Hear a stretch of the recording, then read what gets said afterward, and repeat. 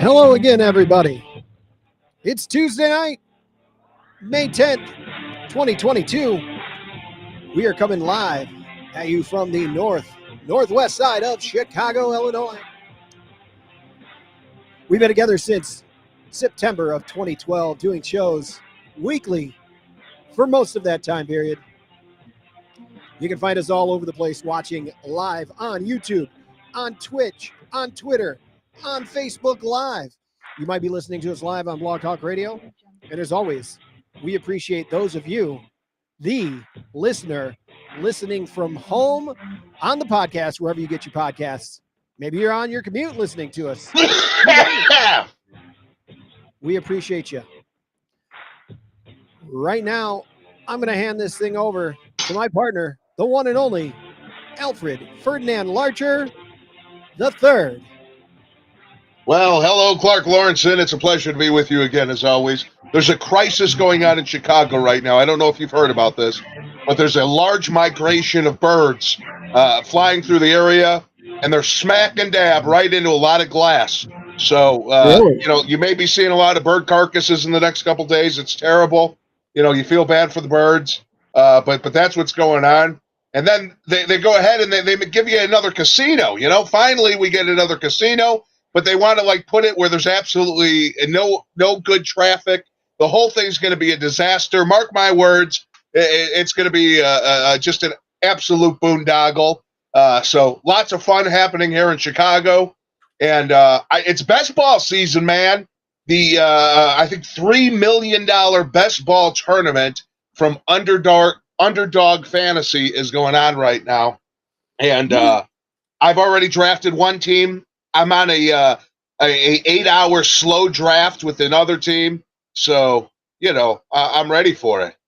Wow, that's great. When does that get start? What is best ball? Is that a golf thing? What is that? What is that? Well, best ball fantasy football, Best Ball Mania 3 is what's happening right now with Underdog, and best ball is growing into the largest form of fantasy football.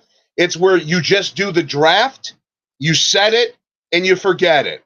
It's like one of those infomercials. You do your draft, you set it, you forget it, you leave the team alone. You don't do free agency, you don't do trades, you don't set lineups. Basically what happens is you start a quarterback, you start 2 running backs, 3 wide receivers, a flex, and a tight end.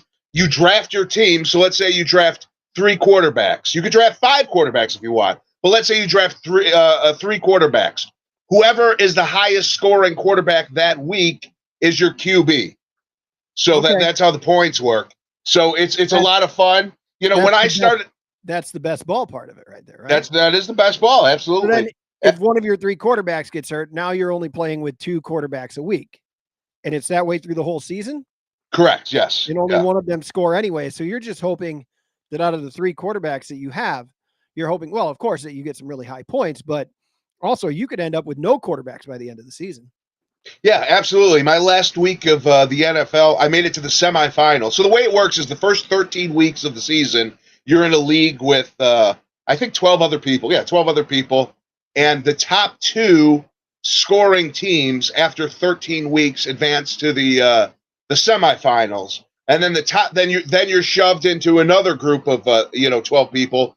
The top 2 of that division that week, just a single week, so it goes from 13-week total cumulative to a single week game, and whoever has the top 2 that week advances, and then it goes to another 12-person league, the top 10 in that league, or I'm sorry, the top 1 in that league, so just one person advances, and it keeps going until there's a world champion, and they play for $1 million. Wow.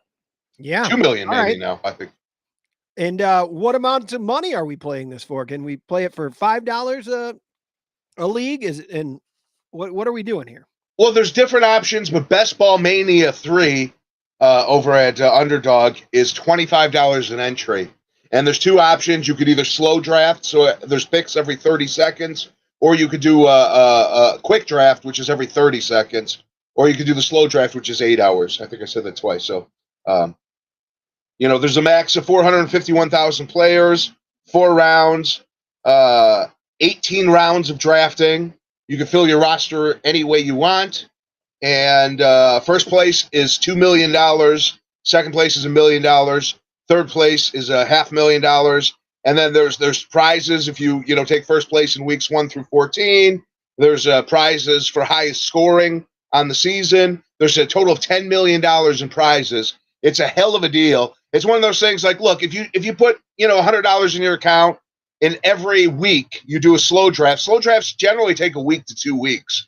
So, you can just basically play 25 hours every 2 weeks until the season. And, you start drafting some good teams. When I first started in fantasy football, one of the guys I looked for advice was Al Smizzle. And I'm actually in a draft with Smizzle right now. So, it's a lot of fun. And I got a great stat going because just like, because you're playing, 450,000 people, you want to build stacks for correlation. And I got a nice one going right now. My first draft was a bit of a disaster, but yeah, I mean, it's only going to get better from here. For full context here, you are currently drafting as we speak. Yes. I'm in right now. How long in between picks of yours is there? Are we talking? You make one pick tonight during the show, or maybe you don't even get to a pick? Like how many days in a row is this one? Well, I'm 7 picks away. Everybody has 10 hours to make their pick. Okay. And then the clock freezes, I think, at midnight till like 6 a.m., which puts me at a disadvantage. But like, there's a guy, like I make I got my queue ready to go. So I know what I want. So my picks are generally pretty quick. Smizzle, he's a pro. His picks are quick. There's a guy in this game. His name is Bad Motherfuckers. That's the name of his team. Mm-hmm. And it's terrible. This guy, he should rename his team Slow Motherfuckers because he picks right before me and he takes 8 hours to 10 hours to make a pick every time. And his team is terrible. He's already got 2 quarterbacks, 3 running backs. I played in this game right now. I'm at a pure 0 ball strategy, meaning I don't take a running back through the first 5 rounds. So I'm actually playing it through. My first pick at pick 9 was Devontae Adams. I took CeCe Lamb at 16. I took I took DJ Moore at 33. I took Darren Waller at 40. So now I have Devontae Adams and Darren Waller. The hope is in my next pick at 105, I'm going to take Derek Carr. I'm hoping he falls to me. His average draft position is right about 105. So it's about where he should go. Okay. Dak Prescott ended up falling to me. His average draft position is 81. I took him at 88 because he was there. Plus, I have CeCe Lamb. So I already have a stack. I got the Dallas stack, but the stack I was actually trying to build was the Las Vegas stack. So I'm hoping to get Derek Carr, complete that. And my running back's a little bit of a disaster because I'm playing 0 ball. I got Antonio Gibson and Clyde Edward-Helaire, which a lot of people do the Spider-Man gif, with the 2 Spider-Mans because they're basically the same person and the same risk player. And that could be very ugly for me, but it's 0 RB. That's the strategy I'm going with. And statistically, it is the number 1 strategy in best ball that very few people actually play. So that's what's going on in my world. I got dead birds. I got draft picks. I got casinos. There's shootings down the street. I mean, I don't know what the hell's going on. Charlotte J brings up a good point from him, Al, and this is why I enjoy that we talk about this, because I really don't know the best ball game, certainly, and a lot of people aren't, into fantasy sports as it is. Charlotte J says, I know nothing of fantasy sports. Yeah, best ball is the best form of fantasy because you can be absolutely lazy. All you have to do is draft. That's it.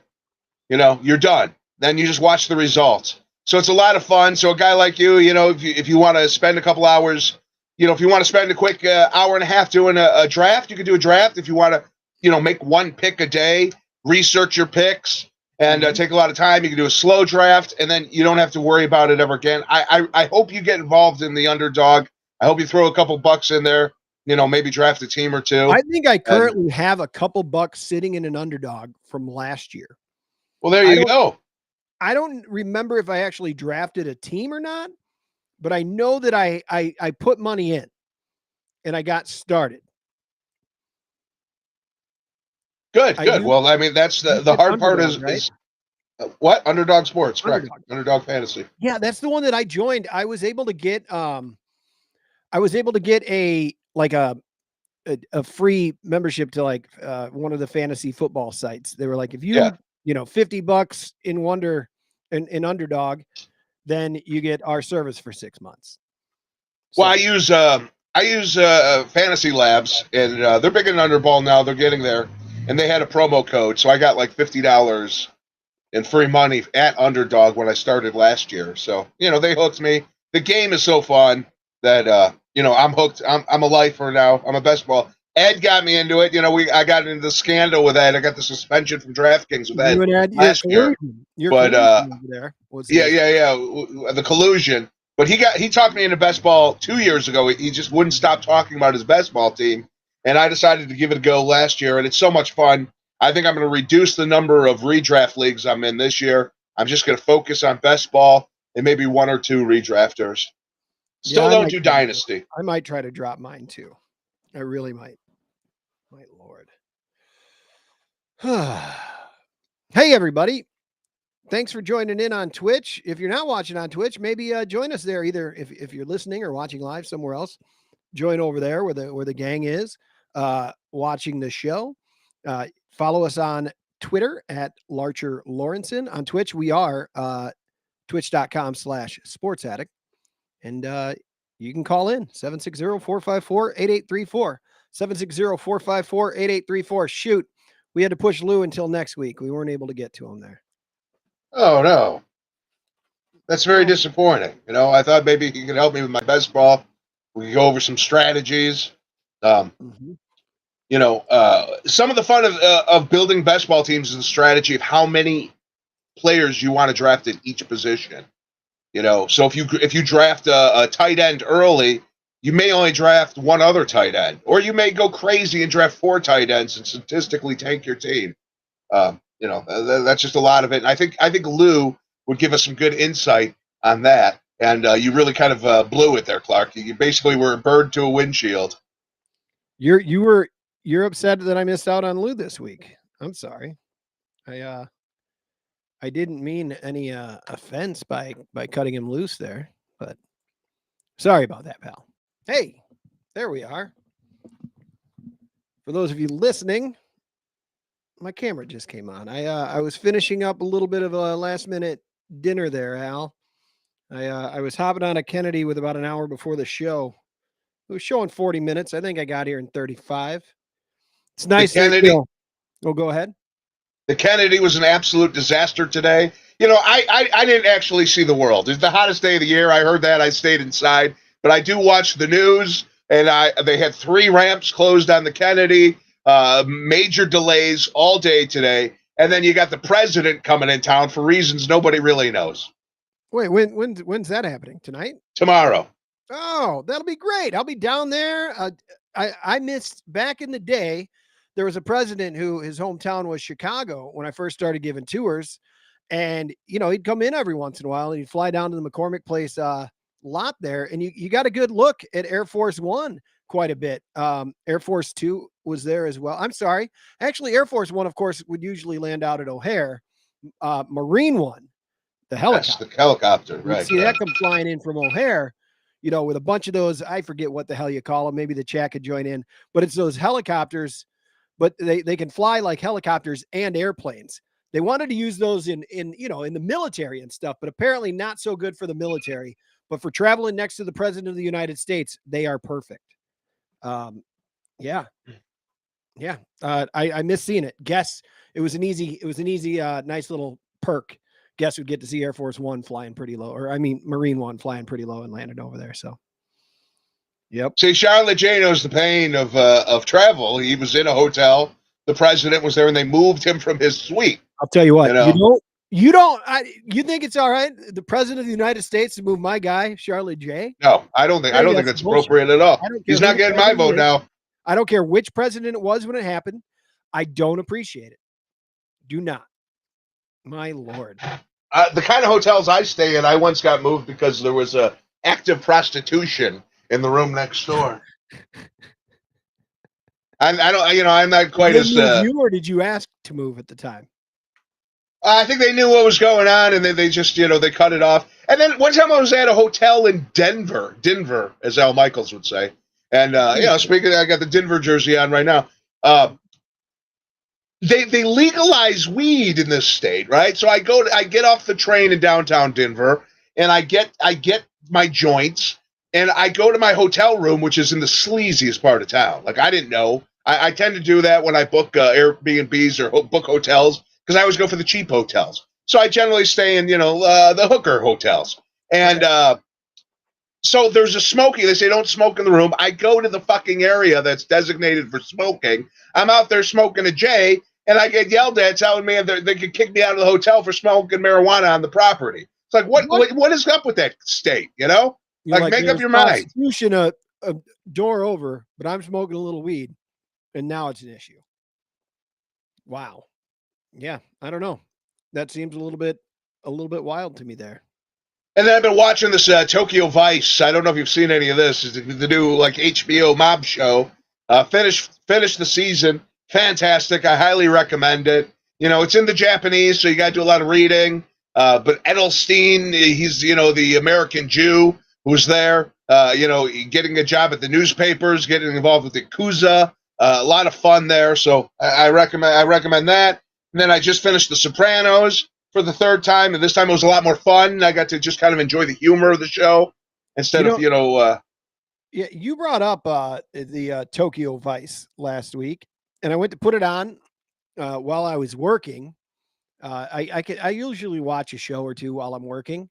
However, there's quite a bit of subtitles. You can't. It's not a show you can watch. You gotta watch.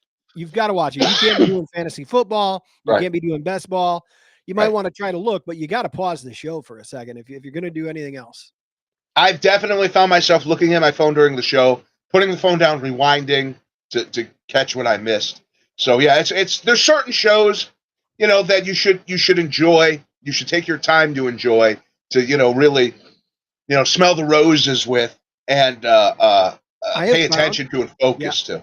I have found a correlation, a direct correlation between how well I am paying attention to the subtitled television show to how much THC is actively in my body.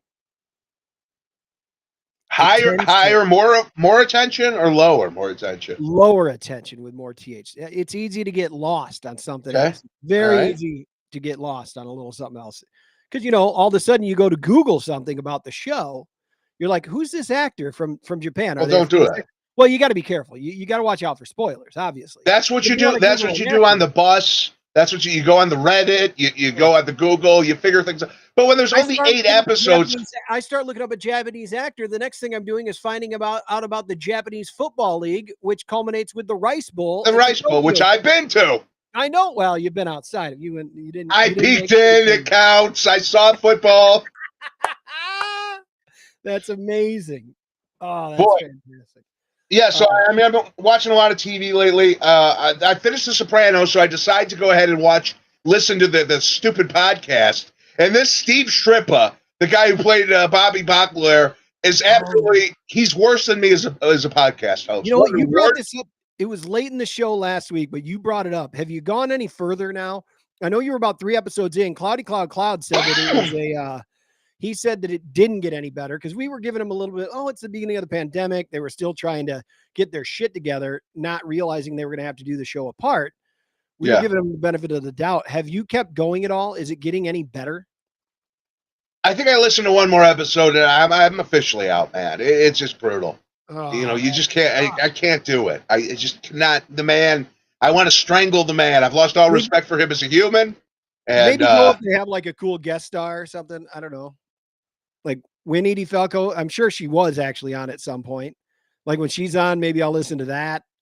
I might give that a shot. That's a good idea. I'm gonna go just because I'd love a companion. I'd love a podcast for The Sopranos if it was worth, especially with what's his name, with Christopher Michael, and he's great. Like he is fantastic. Like here's like an example. Like the guy will be like, and Perrioli will be like, oh, in that scene in the background. That's an old opera playing from the turn of the century, and in that opera, it very much correlates with what the character is going through. And Triple will be like, I don't know about that. I am a simple guy. I don't know about that. But do you remember the tits on the actress in that scene?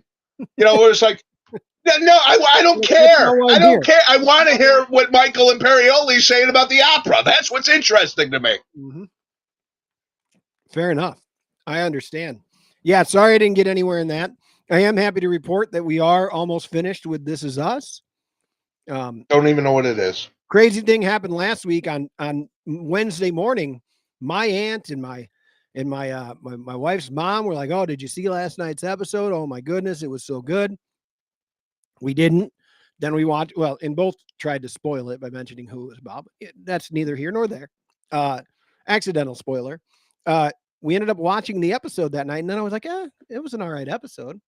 And I thought I'd watch this week, so I went online and found out that we were a week behind on the show because on Peacock, their streaming rights for This Is Us, even though it's less commercials, their streaming rights, they're a week behind the regular show.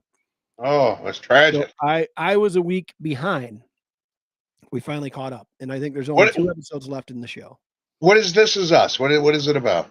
Cloudy Cloud has a pretty strong opinion on it. It's been the show that I don't watch, but it happens to be on a lot when Lauren's in the room, and I like it a lot. I've stuck with it. Every single scene has a slow, sad acoustic guitar. It's like a laugh track for making a viewer sad. It's true, and it works, I've heard, because I look over and Lauren's crying a lot, but not me. The first episode hooked me out. The end of it, it was a very cool. I really enjoyed the what's the word I'm looking for? The tool to tell the story. I really enjoyed it a lot. Maybe that. And so I'm not going to stop watching it with 2 episodes left. I've been good with it. And as far as network TV shows go, there aren't many that impress me these days, but that's one that I'm still on. That's the one. Did you want to? Sounds fantastic. Yeah, I can tell you're totally into it. Did you see? What? Well, a lot's going on in Hollywood, Clark. Before we get to anything else, you got Bill Murray. He's slapping people around on the set of a show. Fred Savage from the Wonder Years. He's kicking people, throwing fits. There's Johnny Depp and Amber Heard. They got some trial going on. There's so much going on in the world right now. Were they kicking people? Was Fred Savage kicking people? Is that what it was? I have no information. I have no information, but I understand he has Entertainment Tonight was saying he has a little bit of a temper going back for a long time. So who's the other guy? Was it Reiner? No, I'm thinking of I'm probably wrong here. Somebody else got kicked off of the big Netflix show. I think was it Urkel? Huh? Was it Urkel? I feel like Reiner died. Hang on, who's? Somebody's gonna get me on this, but somebody start playing a sad, slow acoustic guitar. Yeah. I think this guy's been mistaken for Reiner before, but anyway, an older actor who was the star of the show acted inappropriately during a sex scene. So he's gone now. What was that? Did somebody just log in? Yeah, it was a big login. It was a whole the president's listening to the show tonight. Mr. President, it's an honor. A good day to you, sir. Thanks for jumping in. Oh man. I'm trying to find. Now, here's the thing. When it comes to Ticketmaster, most sites, you buy your event for Ticketmaster, boom, it shows up in your Ticketmaster app.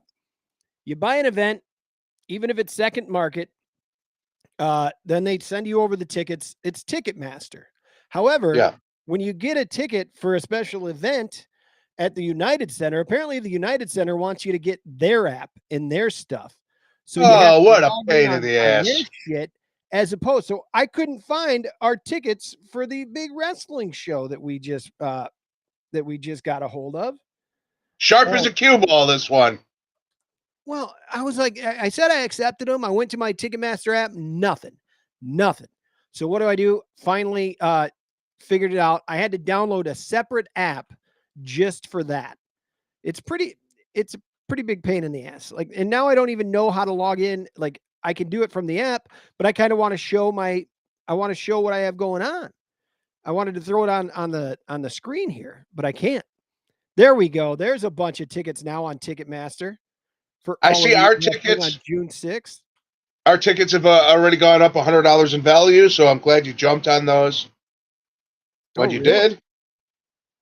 Yeah, you're right. I'm seeing them a lot more right now. Our section right now on the Ticketmaster resellers, I'd say yeah, it's about $110 more. It's insane. I don't know.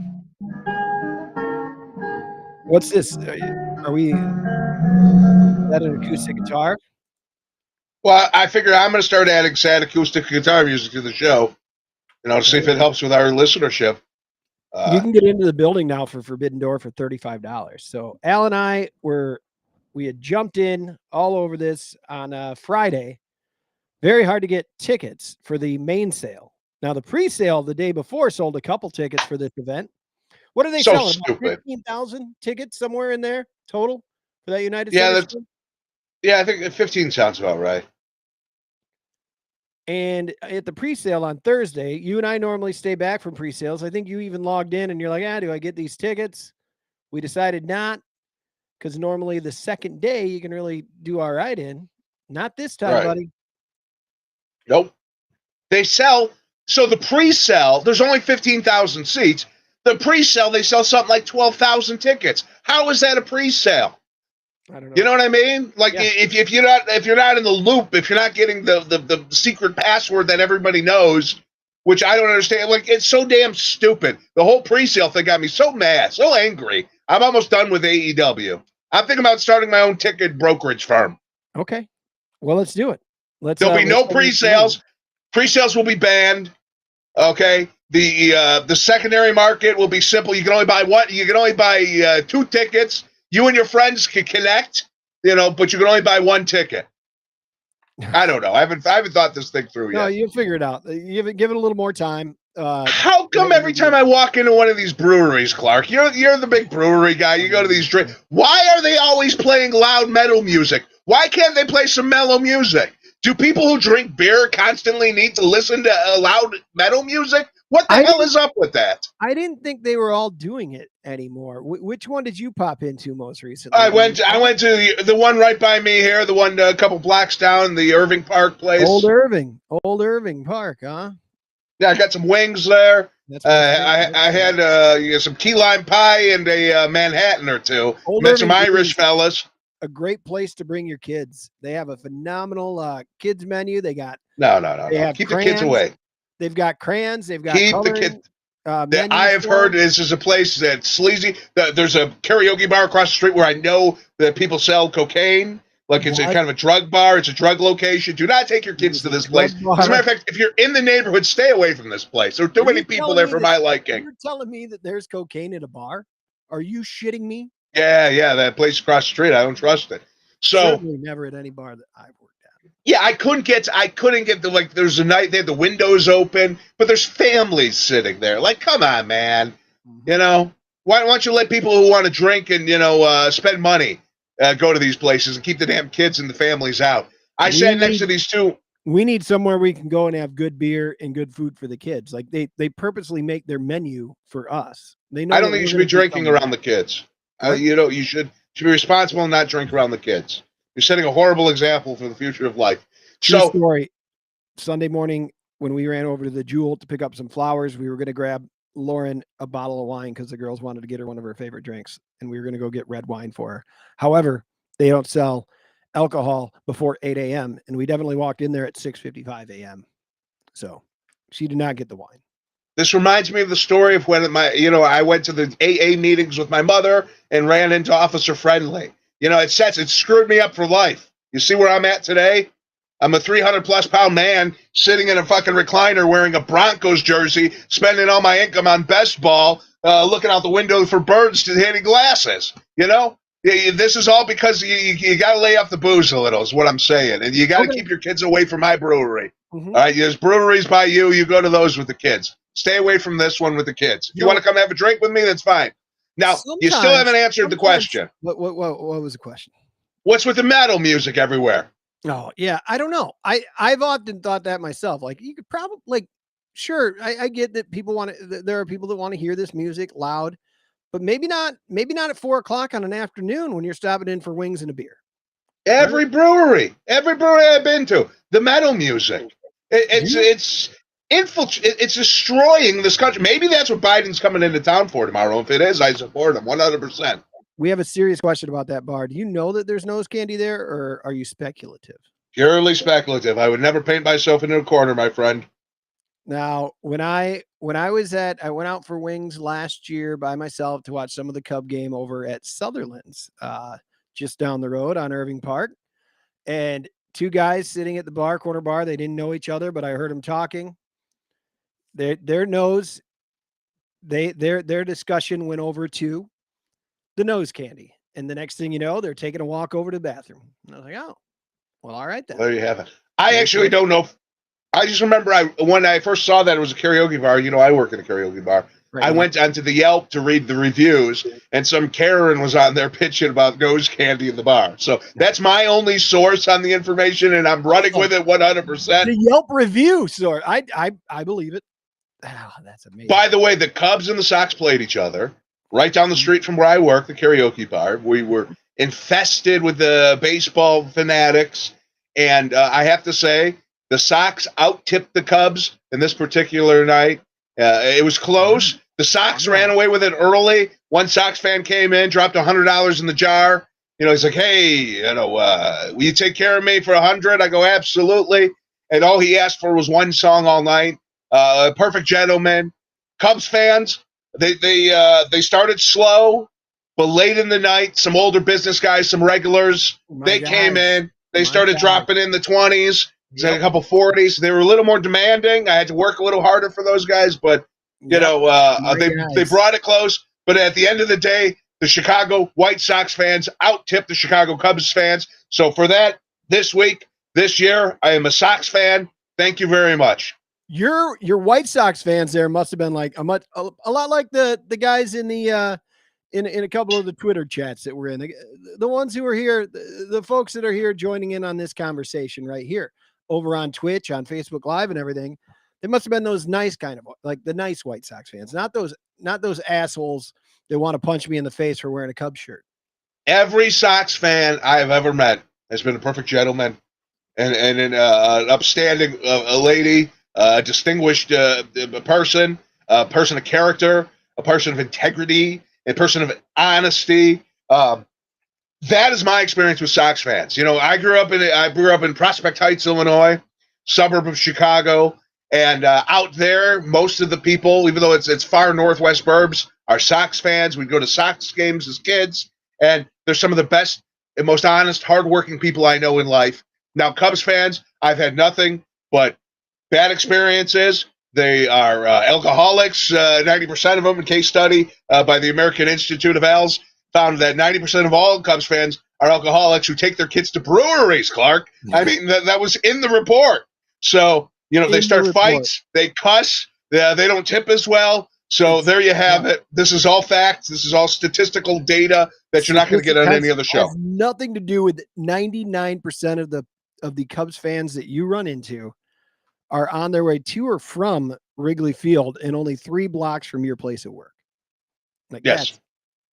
That's it. Right? Always drunk and obnoxious, Clark. My case study is we sampled 100 Cub fans in the course of this bar over the last year. All of them are drunk. I bet that terrible singers 5 too. Years, most of the times that I've been to your establishment there, I've been quite intoxicated.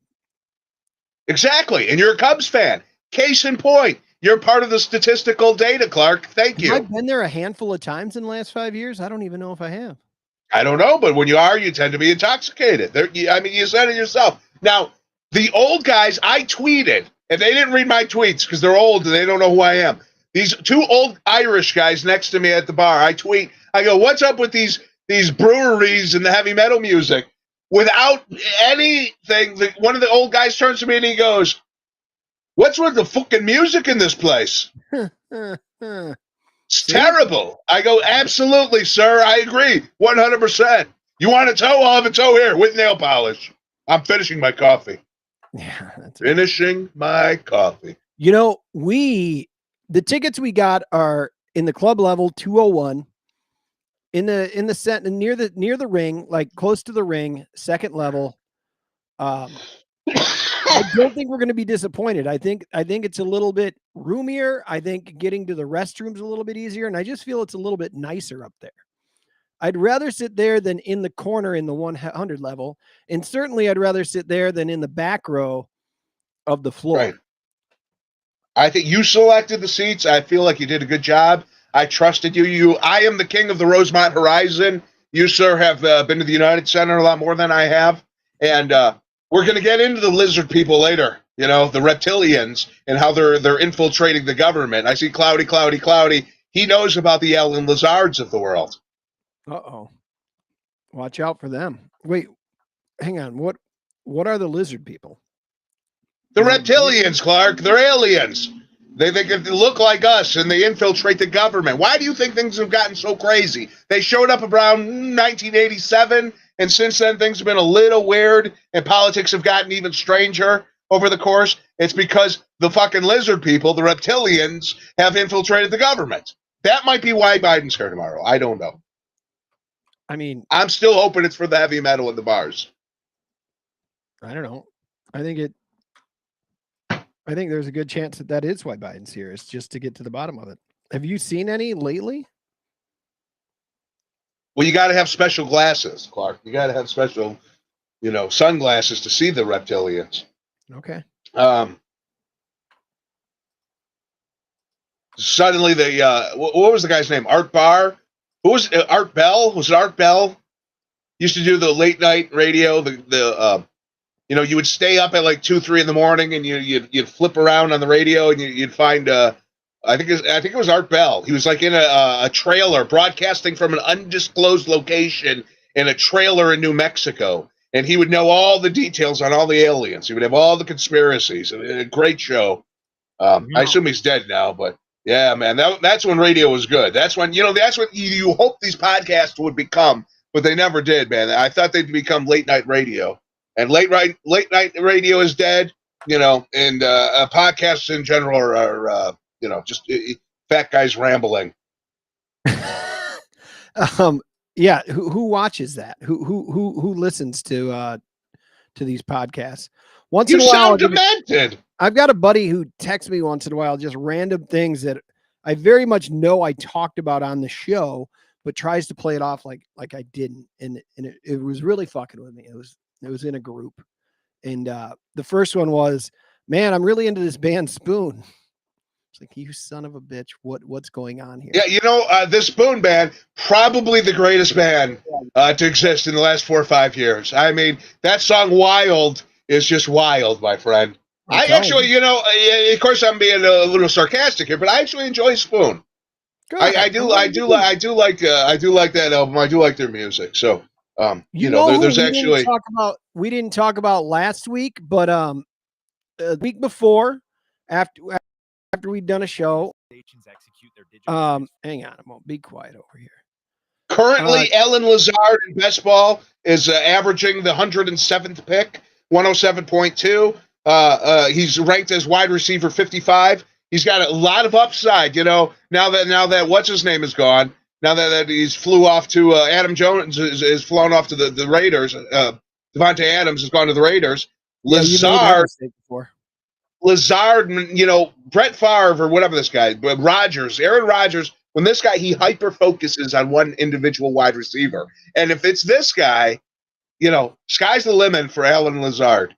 But anyways, so what band did we not discuss? You were saying something about last week, and there was a band. Please, I'm sorry I interrupted. Well, hang on a minute. Before we get to that, it very much felt like you were earlier describing. Oh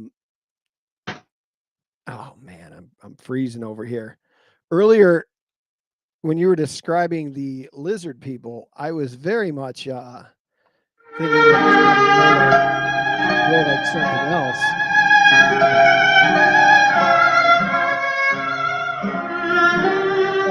Hang on. I'm trying to do 6 things at once here. I'll get it eventually. Jesus.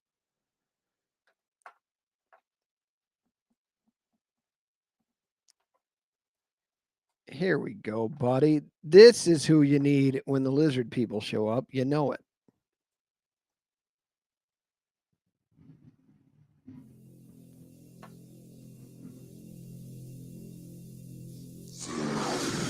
Oh, and it's not sharing. Unable to share. Update system permissions.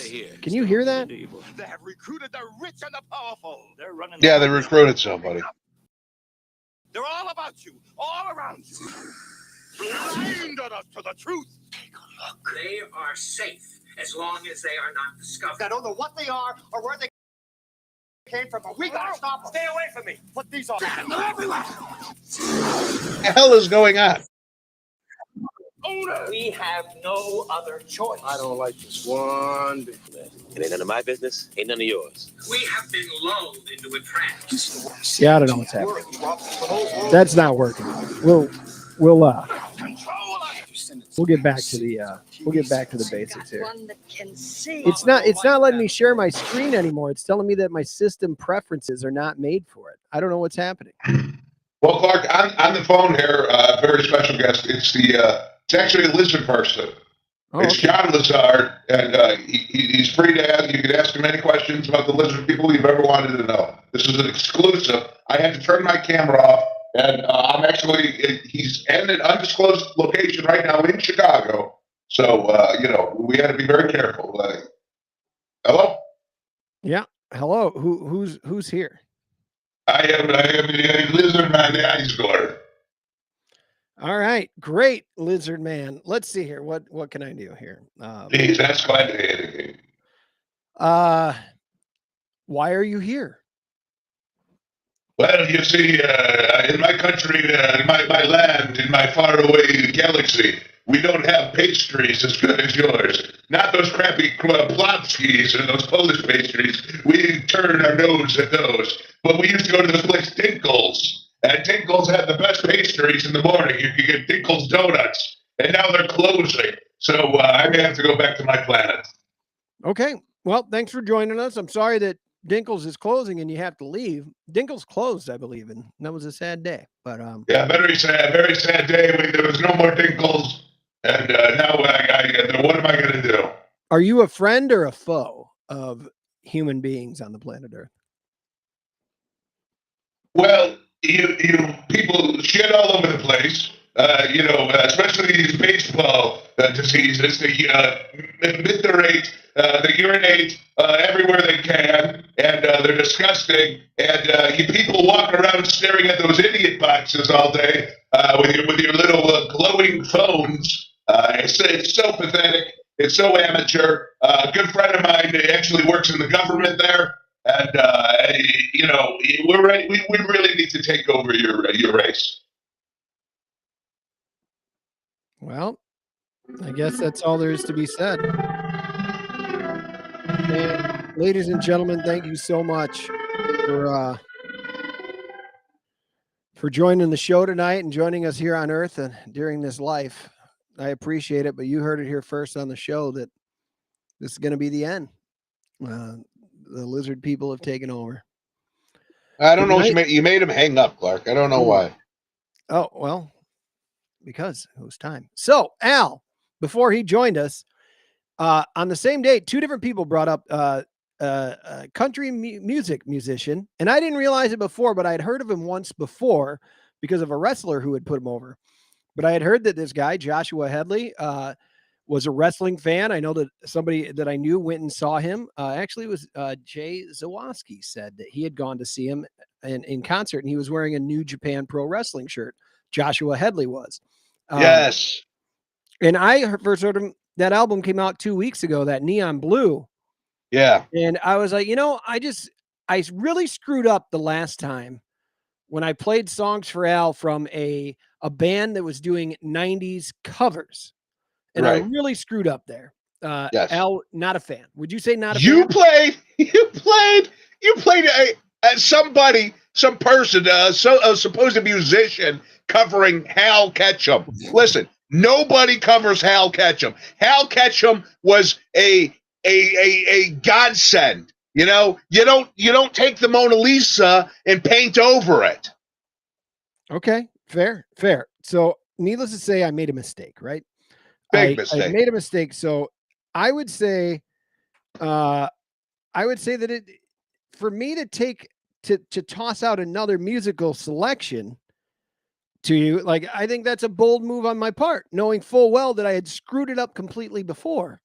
So this one here, Joshua Headley's new album, I gave it a listen after these guys suggested it. Very 90s, very 90s feel to it. It came out 3 weeks ago. And I guess right now what I'm asking you is, I said Neon Bible. That's an Arcade Fire album. Hang on. Neon, hang on. What is So that called? well, you look this up. I'm 5 picks away in best ball.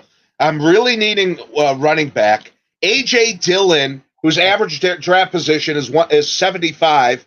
I'm going to be picking at the 105 slot. So 75, 85, 95. So 30 slots later, he's available. Kareem Hunt, whose average draft position is 100, and Tony Pollard, all available. So considering that, 5 picks away, Smizzle just grabbed Rondell Moore of the Arizona Cardinals. Okay. You feeling all right about your draft? Yeah, and I'll tell you my take on this guy in a second. I did listen to the album, and before that, let me just say Dillon's definitely number 1 on the list right now. I'm going to hold off on getting Derek Carr, which could screw my entire draft up, but I'm only like 7 picks out after that. I decided, because I've been watching this Japanese show, I was interested to see if there were any Japanese country music stars, Okay. And I'm having the hardest time. I found one artist. She was really big kind of in the Garth Brooks era. It was like Tony Yakamura. So I look her up, and, it's a female, number 1. And, I generally prefer male country singers. But she covered a lot of like 90s and some Merle Haggard and stuff. It actually wasn't too bad. Wasn't what I was looking for. But I only found there's like a handful of Japanese musicians who did country music, American style country music. So Really? if anybody knows any, please get to me. I'm trying to research it, preferably somebody I can find on like Spotify. There's just not a lot out there. But I got to think there's one or, there's got to be like a great Japanese country music album. I did find some country music bars in Tokyo that I'm putting on the list. So next time I'm in Tokyo, I'm definitely going to go listen to some country music, in a Japanese bar. As far as this album goes, Joshua Headley, here's the thing. I put on his best of his playlist, and he's one of these guys that is very popular nowadays, where these musicians, they cover a genre of music. They'll put out an album. Cover. Okay. No, you're not listening. You're already getting defensive. Listen to the whole deal here. A lot of musicians now are taking concepts or sounds from specific period pieces, really. They're doing period pieces instead of making new sounds and creating new styles of music. They're remaking music from past generations. This is happening with music. This is happening in video games. This is a very common trend of this generation where they're taking, I could play right now a video game. I just bought, basically, there was a game that I used to play on Nintendo called Rad Racer. I basically bought an updated version of Rad Racer that's a brand new game that's designed to play and look exactly like the old Rad Racer with slightly better graphics and a smoother presentation because technology has changed. Well, that's what's happening in the rest of the world, and these musicians are doing these albums, And so this Headley guy makes an album that sounds similar to, say, country music from '94. A lot of piano. There's a little bit of saxophone left from the '80s. Very upbeat, almost pop bubblegummy in a sense. The music feels good. It was a good time for music. Guys like Mark Chestnut or Colin Ray or Tim McGraw, even some George Strait always kind of had an '80s sound to it, but Garth Brooks, Alan Jackson, the Brooks and Dunns of the world, that sound was permeated. So this Joshua Headley made an album in the stylings of that genre of music, and I thought it was pretty good. Again, I run into the problem where I still like that music from that period. Why not just listen to that music as opposed to the new stuff that sounds like the old stuff? But as far as the presentation goes, as far as music goes, I thought it was pretty damn good. I give it a thumbs up. I went back and listened to his album before that, and it was another fucking period piece album. Yeah, And it was the jukebox. There is what you're talking about. It was the sound of like 1960s country. Think Buck Owens. Think George Jones. Think a little bit of like the Everly Brothers. If you want to kind of bring a rock and roll sound into it. And it was like, number one, I didn't appreciate that period of country music. It was very produced. It was very studio, and which really defines country music, most of its iterations.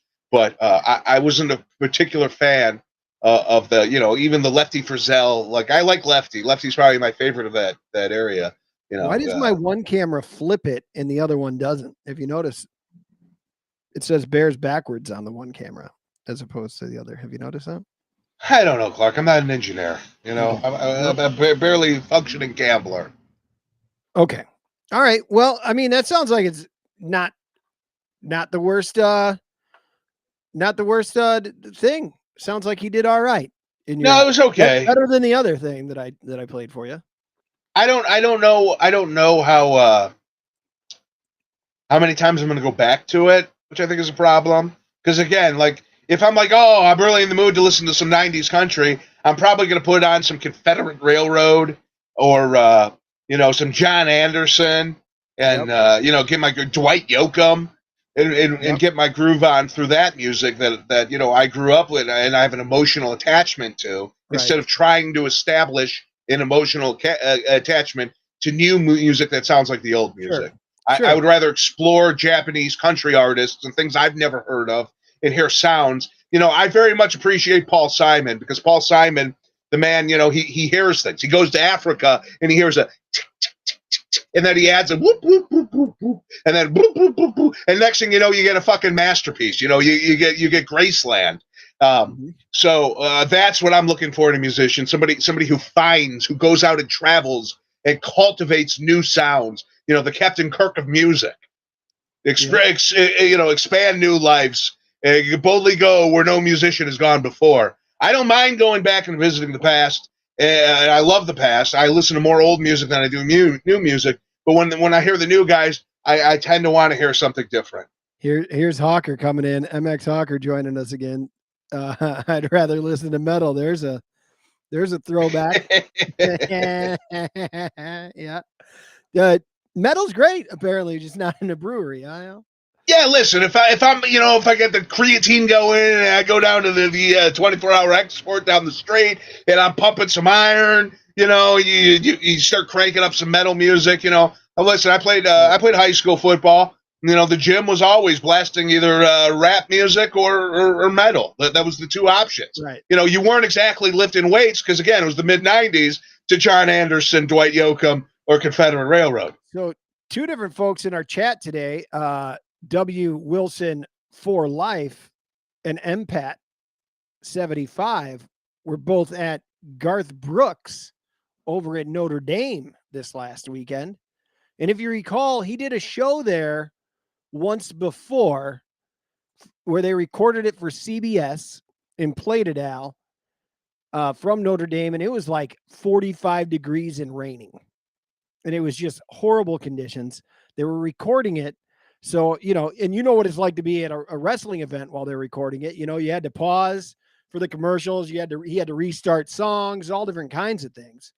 But what I was going to say is, MPAT just said, if you're a country music fan at all, as he said earlier over at 670 on the Twitch chat over there for 670, even if you aren't the biggest country fan, go see Garth. Yeah. And yeah, Garth Brooks is a great show. I mean, the man was a showman. He stole this act from Kiss, combined it with the show of Chris Ledoux, and he combined those two elements. The rodeo rock star vibe, and it's a killer combination. It's a good show, and the guy is so full of shit. There's not a better salesman. This man, if he was not making country music, should be selling Fiats You know, I mean, the guy should be selling Teslas He's a on a lot somewhere. marketing genius. There's no doubt about it. Hell, Lauren and I even went out to Vegas and saw him there at the Wynn when he was doing his one-man show. It wasn't a concert. It was a one-man show where, sure, he played music, but a lot of it was him telling the story of his mom and his dad's music and everything. They ended up making that into a TV show as well. But Yeah. a great one-man show. Here's the thing. I hadn't told Lauren that that's what it was. She had thought that we were going to see him perform, his usual show, the one that we ended up seeing a couple years later, his first one back after his long retirement, when you grabbed us tickets so kindly to grab us tickets to go see his first show back at the Allstate Arena in 2014. But hang on, I just spilled. God damn it! I've seen Garth Brooks 2 times, once in his peak, once on his comeback, both times in the Rosemont Horizon. I mean, that place is the mecca of music. Yeah, it's same. It's great. Wait, hang on. So MPAT was at that one when it was cold, and it snowed that day. Crazy. Cloudy. Says he thinks every country music, popular country music, is a huckster. Yeah, I mean, to an extent, because they are all produced out of Nashville. Like the Nashville machine, much like the Daily machine, much like Chicago politicians. It's a very real thing. It's a very systematic, corporate, fashion consultants down to songwriters. Every element goes into making a radio star. You don't get a lot of self-made dudes, and if you're not part of that machine, good luck getting on the radio. So, in a sense, you are compromising when you listen to country music to listening to a product of the Nashville machine. And, there's guys who get out of that machine who make some great music. Your Sturgill Simpson is a good example of that. All the way back to, BR 549 back in the day. There's always been alt country, and there's always been guys who've worked within the system and out of the system, or guys bigger than the system, such as George Strait. Okay. Yeah. Well, I'm just glad that that your review wasn't bad for that young Joshua Headley. I'm glad that came through. I'm very glad that it came through. My friend, work. It's getting to the busy season now. People are touring. People are coming back in groups. All of the big groups are coming back. The future business leaders of America, they're taking their high school trips this year. They're coming on Segway tours. Different companies are coming on Segway tours. Every day, people are coming on Segway tours. All while we're changing software at my job. And there's been a lot of work, but a lot of work is good work. So I'll take it. Good. Yeah, we'll see. Which means next week we will not be doing a show because you have a major tour. I don't know if the president is coming back or what, but this just in. That tour? Yeah. Canceled. This just in. I made other plans because you said that there was a tour. I could use the week off. Well, let's put it up in the air right now. Maybe there may be a show next week. There may not be. My plans aren't that hard. I need to run to the bar to mount a new screen. Oh yeah, I say in the summer, last year in the summer, we took the whole summer off, Al, and then we jumped back into it when football season started again because Bears and daily fantasy football, right? I don't think we need to take the whole summer off, but if we got to miss a week next week, so a guy can catch up on sleep, so a guy can mount his television, mount his screen, or what have you, I say a week off. I think the folks listening and watching, they could use a week off as well. That's just where I'm at on this. So it sounds like you want to, your 17 vacations over the course of the summer to Michigan and whatnot, and your spoon bands and the whole washboard bands and wherever you're listening to. You're going to be taking a lot of time off. So yes, let's take one off here. All right. If you know anybody who wants to be a tour guide and they're worth a darn, send them my way. We are currently hiring. If you If you're good with people, come give me a holler. Give me Well, I guess I'm out. what? I guess I'm out. Come on, let's don't go. think- Oh yeah, Al, do you hang the? There's this one guy on Twitter that I follow a lot of, Westloop Tom. Not a fan of TVs that are hung up high that you have to look up at. So like my television, you got to look up. And apparently chiropractors tell you that you aren't supposed to be looking up to watch TV. But I either lean back and lay back a lot, or during a lot of sports, I'm standing and it's right there at eye level anyway. I get excited about sports. I'm standing watching it. So I think my TV is in a perfect spot. I'm going to be honest. Westloop Tom, anytime one's above a certain level, he's the guy who says, this is how it is. This is where your TVs go. And that's what he's bringing up. Mailman Jack, if you follow him on Twitter, he's an older fella. He's got vinyl. He's a mailman. He just announced last week that it's okay to drink iced coffee now. And I hadn't thought of it yet. It was still raining. And I hadn't done an iced coffee yet. When did iced coffee kick over? I'm sorry if I'm giving it all to Mailman Jack, but if you look at his profile, it even says he's the one. When did you kick over to iced coffee, Al? The first time we go over 60 degrees at around 4 o'clock in the afternoon, iced coffee becomes appropriate. You may get the dips down, like last week, but it's still okay to stick with the iced coffee. I told my lady, wonderful, the sweetest lady in the world, the Dunkin' Donuts woman, gal, she lets me cut the line. She knows I don't do lines, so she just cuts me in front of everybody else anytime I come in. But and if she sees me pull up, she gets my coffee ready for me. Absolute sweetheart. When I told her last week, when did you become a line jumping fella? I thought you were more about respect. Not with lines, no. I have no patience. I don't do lines, brother. I would rather not do the business than the line. So in the olden days, she would see me walk in and walk out. Now she knows, like, hey, just give them his. Listen, people go to this Dunkin' Donuts and they think they're going into a fucking Manny's a deli. You know what I mean? They're ordering croissants and sandwiches and donuts and ice cream. It's like, no, you get a coffee and you leave. Maybe a donut, maybe 2 donuts. That's fine. There's a package for that. Good. They're trying to be Panera Bread. They've got avocado ridiculous. toast, Al. They've got avocado toast. Is that not ridiculous? But they don't have a kitchen. They got a toaster oven and like a George Foreman grill in the back. That's all they're doing. Do you really need much of a kitchen for avocado toast? You just said a toaster oven. Boom, there's the toast. Well, you get an industrial kitchen, so these things get, there could be some speed to it. You put a guy in the back to make the sandwiches. They got one lady, she's making coffee. She's getting donuts. She's scooping ice cream. She's cooking croissants. She's spreading avocado stuff. I mean, it's enough already. This poor woman is stretched so thin. Yeah. This lady's a saint. My gosh. So it's okay. The first day it hit 60 degrees is when it's okay to switch. You can officially switch to iced coffee and you can stay there. If you go back to hot coffee, it's okay. You can.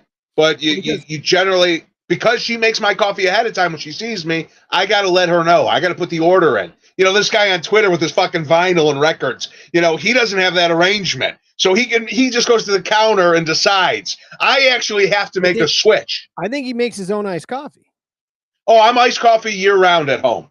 Okay. Year round. See, and here's the difference. Like last week I did get an iced coffee while I was out at Dunkin' in the afternoon. And I used to go to the cold brew, but that's a bit stronger. Now I'm going back to the iced coffee because in the last since December, I've cut back on my coffee. I was drinking like 4.5, 5 cups a day. Now I'm down to 2 or less, and I usually get a half calf. But now that it's iced coffee at Dunkin', I can have that because it's just not as strong as others.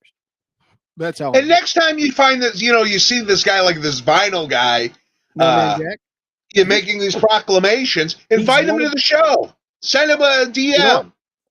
I might invite him. He's one of my top follows. I would say. I've been thinking about asking the guy who jumps in the lake every day to come on the show, because I'm a little confused by that whole process.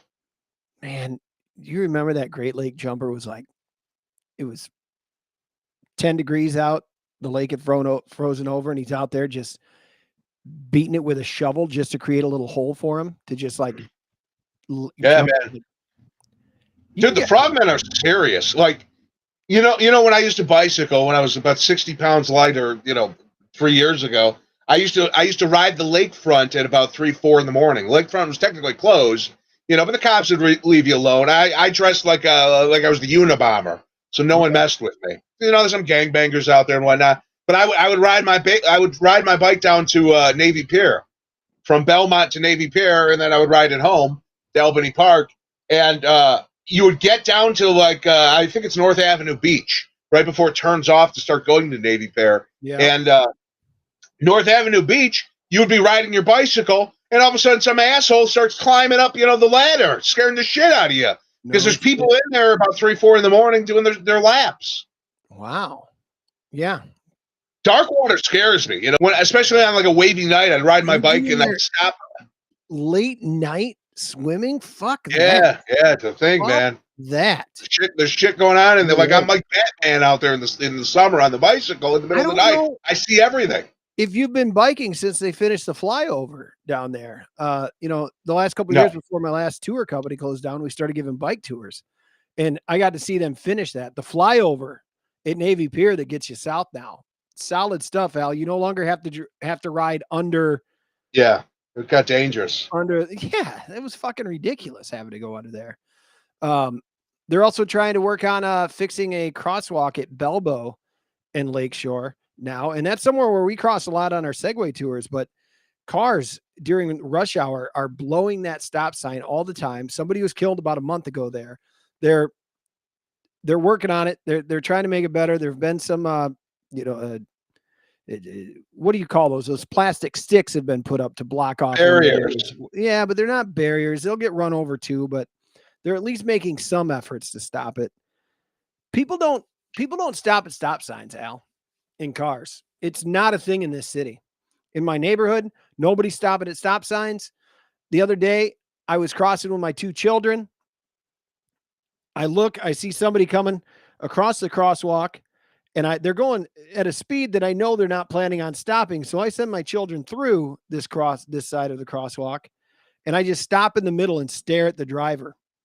And the driver, who didn't stop, drove around me while raising her hands.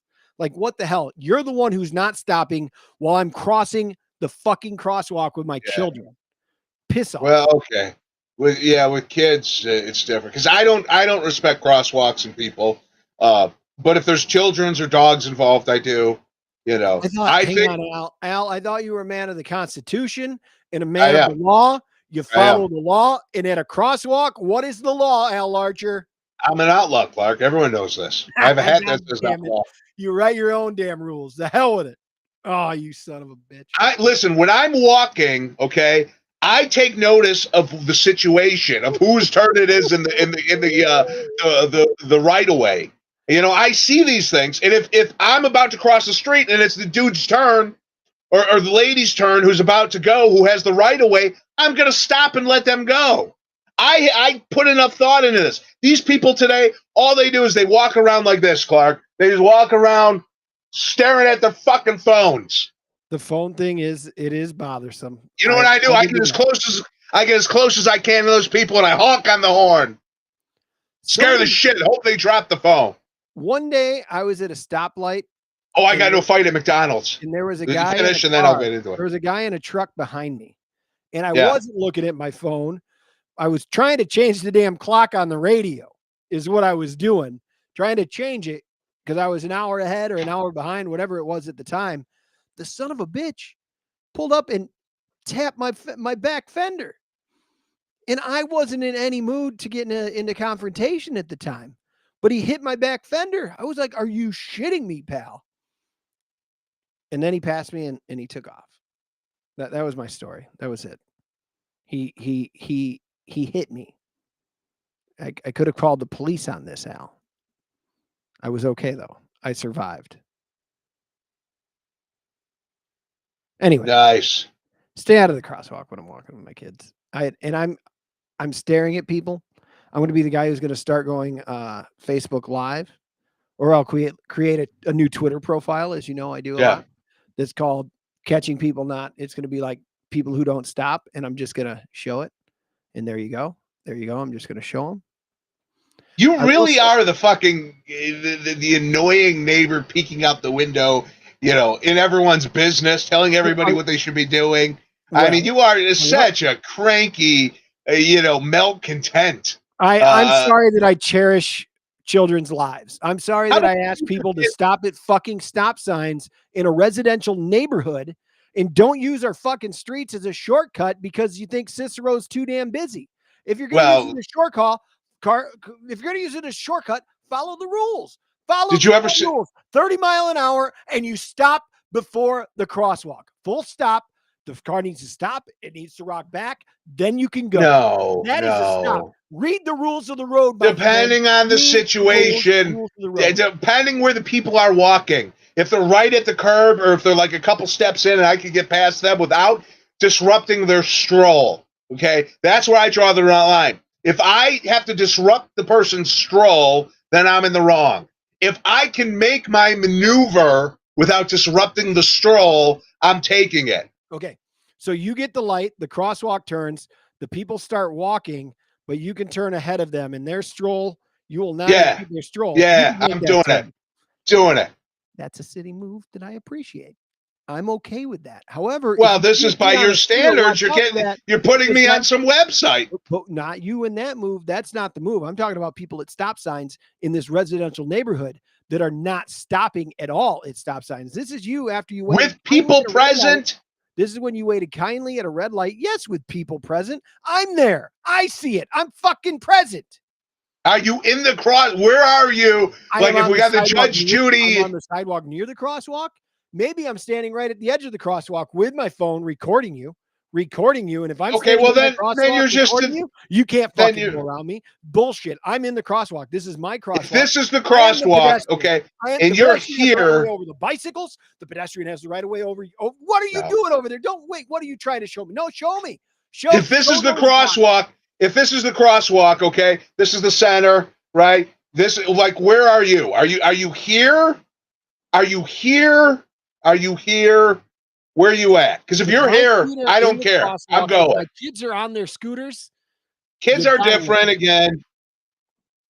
If it's you with the stupid mustache and the Korean dictator haircut, I mean, I'm going. If you got the kids, I understand that's a totally different subject. You got to be. You don't know. I'm a defensive driver. You don't know what's in the kid's mind.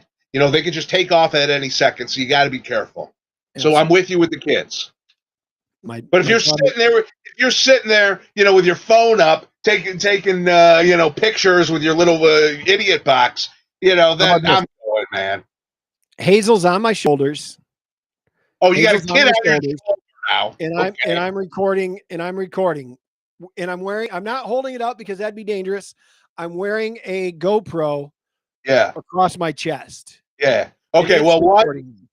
If the kid is not of their own free will, I'm not concerned about the kid anymore because you're in control of the kid's movement. So I'm not going to focus on that. And then I'm going to factor in. I'm going to see you with the kid on your shoulders. I'm going to go. This guy's in his 40s. He's a little overweight. He's going to be slow. And now he's got a kid on his shoulder. The action's going to be even slower. I'm not waiting for this guy to finish recording because I don't know what he's doing with that stupid fucking GoPro.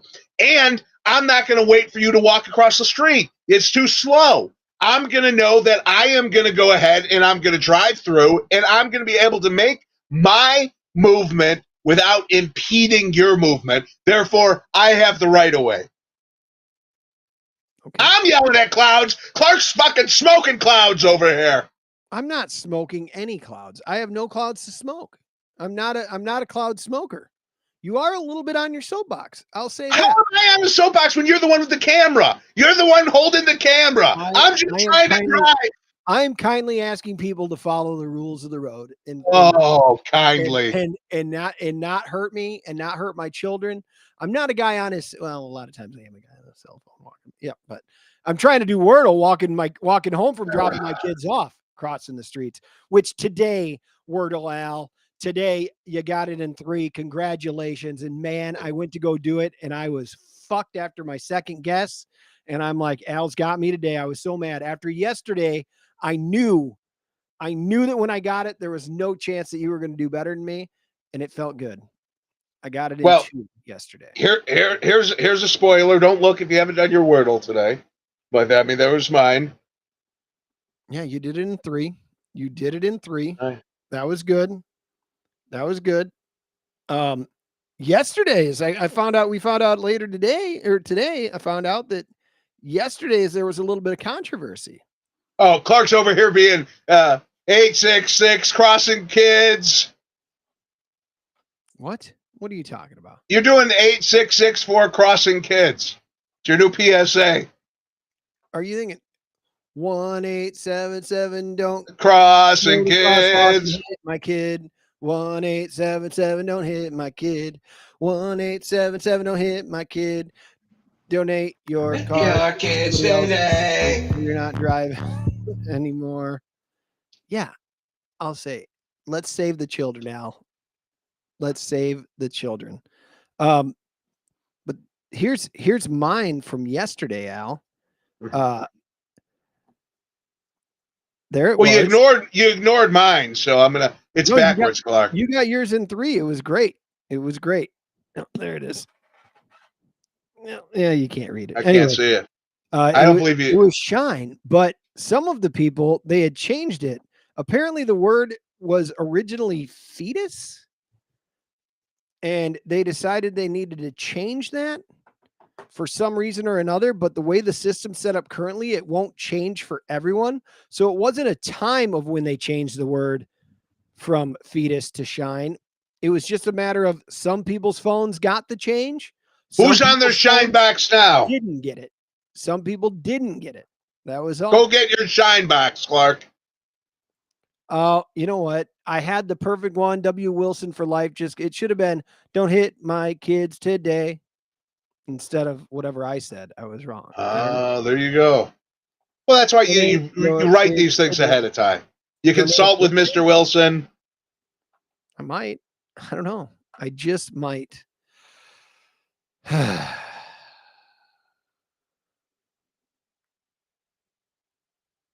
Well,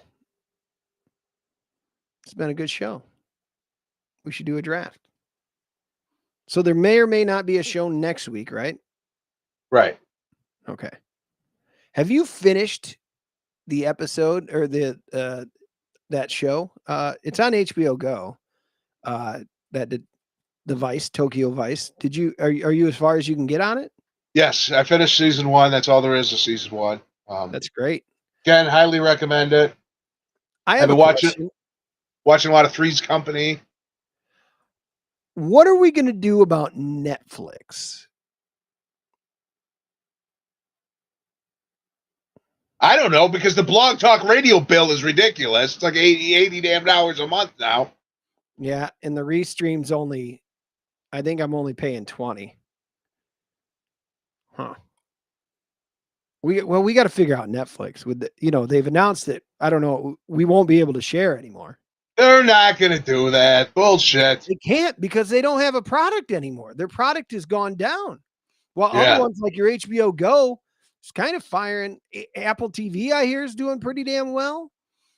Like right now, Netflix, I mean, shit, they lost The Office a while back. They the content that they're creating, they'll get a good show going and then they'll cancel it because they can't afford to keep it going. I don't know. Do we let that go? Maybe. We'll talk. I don't know. Yeah. I mean, I do use Netflix. I mean, I am watching Seinfeld, but I imagine I could just get that elsewhere. Plex. I've been using Plex a lot more. I'm getting more comfortable using Plex.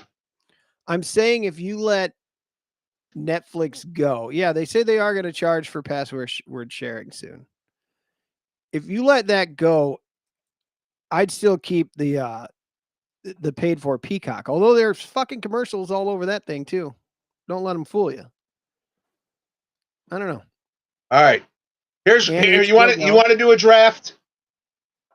What? Uh-oh. Type in your Google 70s TV sitcoms and find the IMDb list, the 25 greatest sitcoms. I guess I could just send a link, right? Probably be easier. Yeah, but where are you sending it? Like, well, through the thing, the private chat, man. Yeah, but I don't know. Okay, yeah, that'll work. Yep, that'll do. Oh, ladies and gentlemen, we do have a private one here. Paramount Plus, somebody says. MX Hawker says Paramount I don't Plus mind. is a must for Star Trek. Cloudy Cloud says, "See you later, Netflix." Netflix. No, see you later, Netflix. Get fucked is what. Have you watched any of the Picard? I'm mainly talking to Hawker. I know you haven't. Picard is pretty good. The Star Trek cartoon is decent. I love Star Trek. I did a lot of Next Generation, so I think I'd like Picard. Oh, I'm an OG, man. So do you like Picard? It's okay. A little too Shakespeare for me.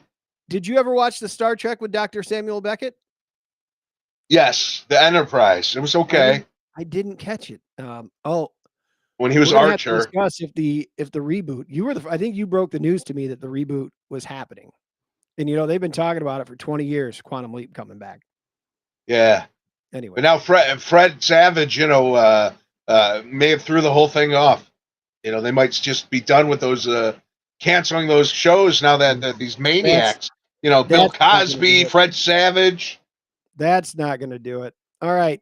Are we going to do a draft of 70s TV shows? Yeah, I think so. All right. Should we accept callers? Yeah, absolutely. If you want to join in on the 70s TV show draft, light up the line. We will get to everybody now, or as many as we can, but every round, if there's somebody there listening, we'll go to somebody, and I'm actually going to keep track of it this time. All right. Who's going first? Yeah, now we do want callers, Cloudy Cloud. Absolutely. How many rounds? Did you 3? No, you make it interesting, man. 7 rounds. Last week we did almost have a beer draft. Maybe we'll do a beer draft another time. Al's not a beer guy though. So I mean, what are we gonna keep one of the hosts out of this? Like, that's the issue here. Like, all right. Beer. So, yeah, what are you drafting beer? Beer is already draft. All right. Al, are you gonna go first? It's up to you. Pick even or odd. Well, wouldn't odd go second? No, just say Clark. God damn it! Here, all right. Trust me. Pick even or odd. Nope. No, I'm not going to let you. No. Listen. Siri is going to do it. Just okay. No, Clark. Even or odd? Odd. Siri, give me a random number 1 through 100. Hey Siri, give me a random number 1 through 10. A random number between 1 and 10 is 4. 4. So even wins. So you get to go wherever you want to go. You want to go? I'll go first. Yes. 760-454-8834. It might just be you and I, because the lines aren't exactly lighting up. Well, people can chime in, give advice. Okay. I'm going to take All in the Family. The consensus number 1, I think. I mean, it's listed as number 1 on the list. So yeah, I guess that's pretty good. So Al in the Family gets number 1. Man, now would that 70s show count?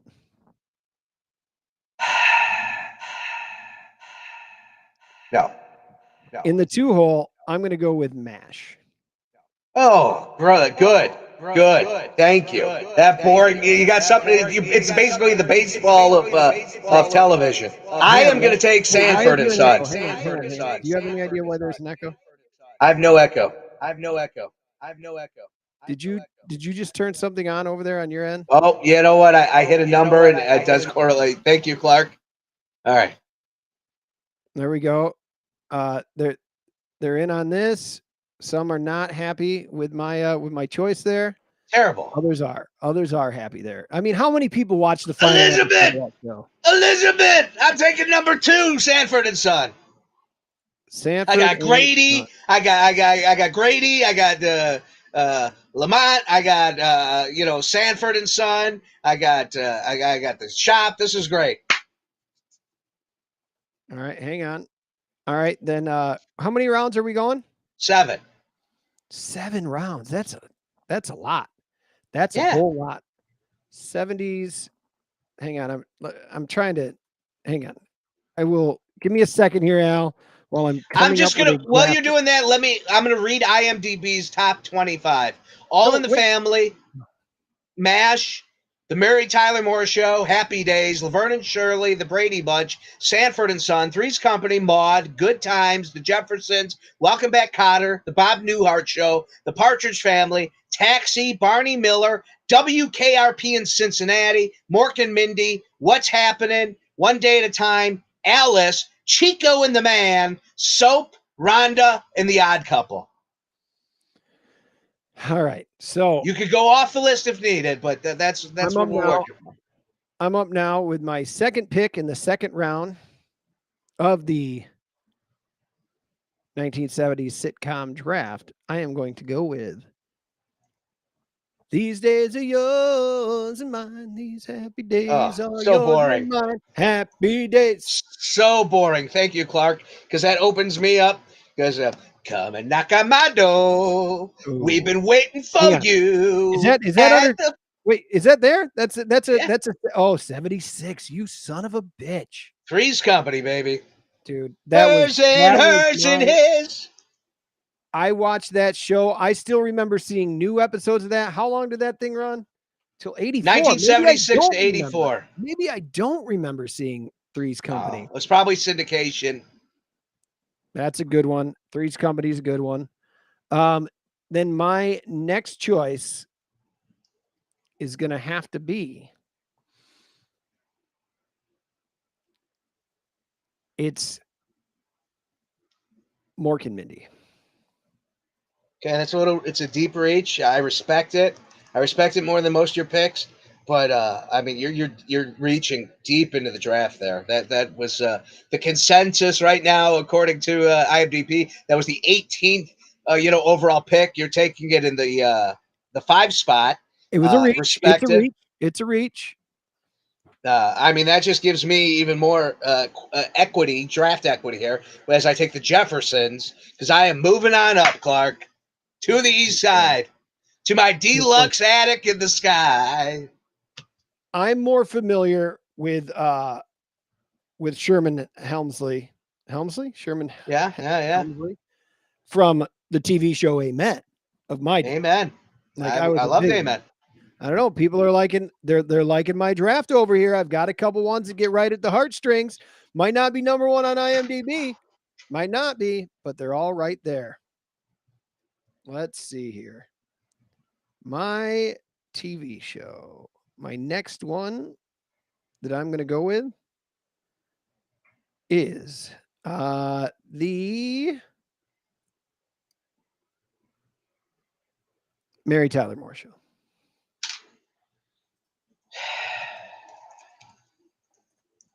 What? No, it's just funny because like all the shows you're picking are the shows like when they would come out in syndication, I would leave the room. I would be so. This is actually working out really well for me because I think I'm getting everything I want. And I mean, you seemingly are getting yours, and the listeners are going to decide, and maybe they're going to agree with you. But I'm definitely enjoying my picks. I think I'm running away with this. Like, to be perfectly honest, I'm positive that I'm running away with it. I'm going to take just as a good heritage show, a good foundation with a lot of stars, a lot of star power. Wasn't a show that I was all that into, but I think the value at the draft position and the success of the program, I have to go with Judd Hirsch. I have to go with Danny DeVito, and I have to go to Taxi. I must tell you that I already picked Taxi. Oh, no. No, you didn't. I didn't. I must tell you, you're full of shit. You're trying to scam. I know how you are with your elections in Chicago here. You're taking multiple votes, but I have a list going, and you absolutely did not take Taxi. So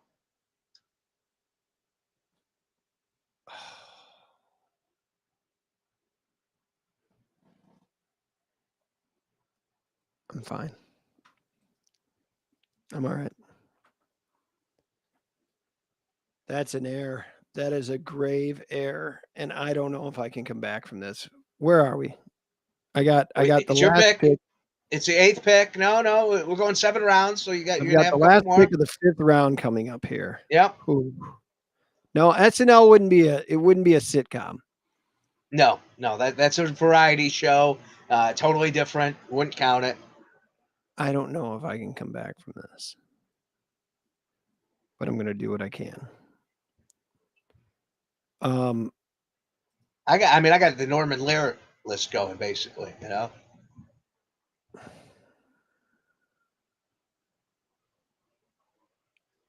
I'm going to go with Good Times. All right. I thought, I didn't think you were well versed in your black comedies, but you go Good Times there. I thought I had That's fine. Taxi already. I would have never taken Mary Tyler Moore over That's- Taxi. I don't know why. I grabbed Happy Days, and it was Mork and Mindy because I thought I'd be able to get Taxi later, and then I forgot. I fucked this up. But go ahead.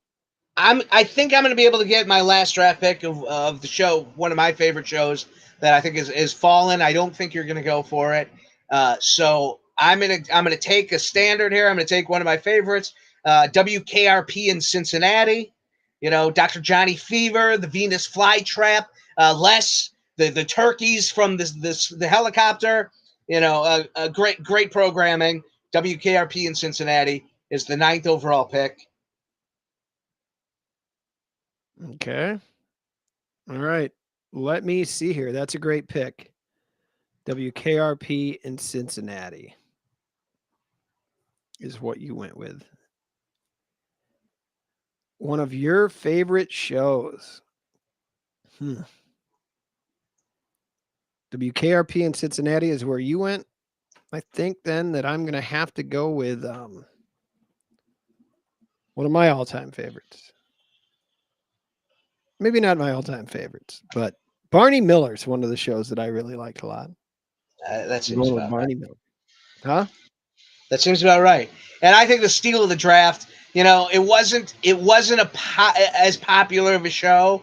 I liked it a lot better than the Good Times, which is higher valued, higher rating, 7.4 stars. Oh, Good I know Times, where you're going. 74 to 79. But This is what I personally, want. I liked What's Happening. Only got 7 stars. But, Rerun, Raj, D down at the diner, Shirley Hemphill, the great comedic actress, Shirley Hemphill. All the time. I them watched playing basketball down the street. Hey, what's happening? My final pick. Clearly win this draft, but go ahead, Clark. No, it's not over. It's not over yet. It's not over till it's over, my friend. God damn it! I thought Barney Miller is where you were going. I was trying to steal your pick, and Barney Miller. I don't even think I've ever seen an episode of Barney Miller. Well, here's the thing. Here's what caught me. Why I really thought it might have been, because the captain of the NYPD 12th precinct and his staff handle various local troubles. You're a cop show guy. You got to see where my brain was going there with that. So yeah, I mean, I'm more cop drama shows. Abe Vigoda, great actor. The man masturbated right to the end. I don't know if you ever saw that interview late in life. Where they ask him like, "What's the secret of life?" And he's like, "Masturbation." So Abe Vigoda marching the one-eyed Willie late into life. Respect that. Jack So, the Asian cop. He would catch my eye as I flipped through the channels. But I don't think I ever have seen a full episode of Barney Miller. It's one I probably should check out because you're right. I do like my cop shows. So and I still want to. I've got 2 left that I want to go with here. Well, you only get one more. Stick with one. I mean, when it comes down to an institution, yeah, there's some classics still out there. What's that? There are some classics still out there. Laverne and Shirley. I always annoyed me. The Brady Bunch is still on the board. There are people that I didn't know were Chicagoans. I didn't know they were Chicago people. And hell, they have their own statues sometimes, and I didn't even know it. So I am, of course, going to go with this staple here, one of the greatest comedians and storytellers of our time. But the Bob Newhart Show is where I'm going with this. Bob Newhart. So there's our draft, folks. I will, Al, why don't you read off your draft, and then I'll read off mine. We should put these to some kind of vote on the internet. What was your Bob Newhart was your final? Yep. All right. I have All in the Family, Sanford and Son, Three's Company, The Jeffersons, Taxi, WKRP in Cincinnati, and What's Happening. All right. And I have MASH, Happy Days, Mork and Mindy, Mary Tyler Moore Show, Good Times, The Barney Miller Show, and The Bob Newhart Show. See, I think your mom would really enjoy your lineup. Why? Because it's a lot of shows that you don't have to have eyesight to enjoy? No, I mean most shows in the 80s and the 70s, you didn't need eyesight to enjoy. So, I mean, I think that's true of most 70s shows. But I feel like yours pulls to an older demographic. Mork and Mindy, well, starring the great and wonderful Robin Williams. And I'm trying to think of the old guy. I always enjoyed the old guy on that show. It really wasn't that good of a program, it didn't sustain for as long. But so you reached there. If that was like your 7th or 8th round pick, I think that, or your 6th or 7th round pick, I think that would have been a good pick. Outside of that, like I find MASH to be boring. Just never got into it. I'm not into war stuff.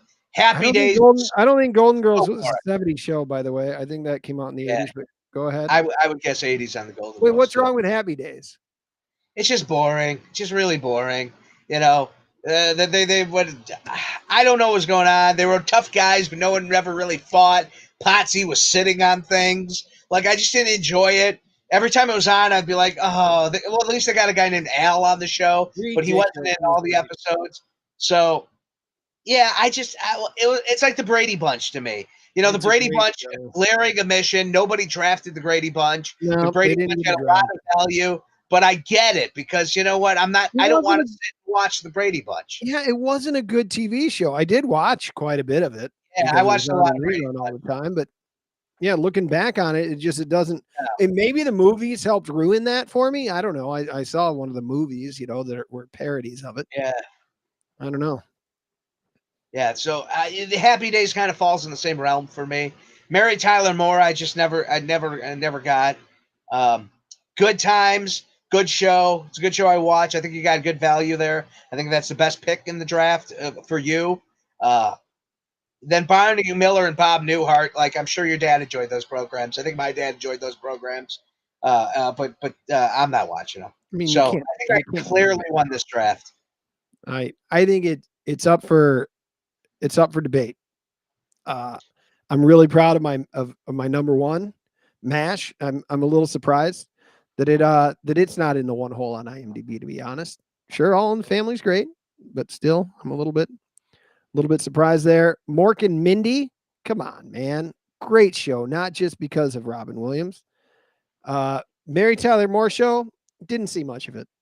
Just drafted it because it was up there high. Didn't have a big opinion on it. Good Times, you're right. I got that one right. Barney Miller, underrated cop show. I will say I'm looking at the star ratings, and Barney Miller has the highest star rating for draft position with an 8.3 star rating.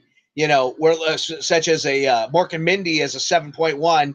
Even your top shows like All in the Family had an 8.4, MASH with an 8.4, Happy Days 7.4. Sanford and Son 7.9. So you got a good value there. So a show I haven't watched, one I'm definitely going to have to check out. I am going to say that is a really good pick for you there. I will say this, that when I was in college, community college, of course, I was in The Odd Couple, and I watched a lot of it around that time, a lot of the TV show. I watched some different movies. I studied it myself, trying to figure this role out for myself. There's Felix Unger and there's Oscar Madison. Y'all it may be surprising who I played. You might be surprised, but I was cast as Oscar Madison, and Was he the slob? in that show. What's that? Was he the slob? Oh yeah, of course. The sports riding slob. Yeah. Yeah, it was great. And that show, of course, ran from 1970 to 75 with Tony Randall and Jack Klugman in the roles from the original TV show. I almost went that route. But yeah, it was sitting out there for me too because I definitely aware of it. I can't say I watched a lot of it, but I know it's a classic program. 7.9 star rating. So it definitely got the fan favorite. It also ran for 5 seasons. You know what's funny is in have a good night, Fritz. Thanks for joining us. Thank you, Wilson, as always. In our relationship, in the Larcher and Lawrenson show, I'm probably more the Oscar. You're Felix out there with your little clock, taking pictures of people going through the drive, the crossways. Your place is much cleaner than mine. I mean, obviously. And you're a little more kempt than I with your Korean dictator haircut and mustache. I've got an update for you, Al. I was thinking of what's his name was a good cook. Felix was in the show. The quarter cow. I cooked a little of the rib steaks the other day. The ribeye. Ooh, very nice. A little short rib. You're right. You just follow the internet. A little bit of medium heat on that grill. About 6 minutes on each side. Throw in a meat thermometer. But of course, my meat thermometer that I have, it has those 2 different tines that stick out that you got to plug into the thing and then you put it in. It takes forever. It's really fancy and big. You told me I was making a mistake. My wife told me I was making a mistake. This morning, I ordered a regular meat thermometer. There you go. That you just stick in and roll with. But I realized I'm not that scared of making steaks anymore. Good. It's not that hard as I thought it was. No. I was able to make a medium rare and a medium, and that's what I was going for. And I got there. It was great. I may need to give a hand here sooner rather than later. There appears to be 2 children up there that aren't doing so great. Oh, there it is. Hawker's scared of expensive cuts. Yeah, I'm pretty intimidated. I'm pretty concerned about expensive cuts too right now. Although I feel like my farm fresh, my quarter cow that I got from the sister's farm, great meats, Al. Look, maybe that maybe that Revolution pay-per-view. I think it's on a Sunday. The next one, maybe. The general, the most expensive cut you generally could get is the tomahawk, and the tomahawk is so thick you really can't fuck it up. If you do a strip, I mean, it's just following the time. You shouldn't be scared of an expensive cut whatsoever. Just take your time with it. I did a strip. I'm eating too much red meat. Never. Bullshit. Yeah. Okay. Nope. All right. Unless you're going to get the gout going to Soldier Field, you don't have to worry about it. Do you think that happened? That's because of too much red meat? Probably. I think it was when I was trying to do the keto. Yeah. Oh, yeah. That makes sense. That makes a lot of sense.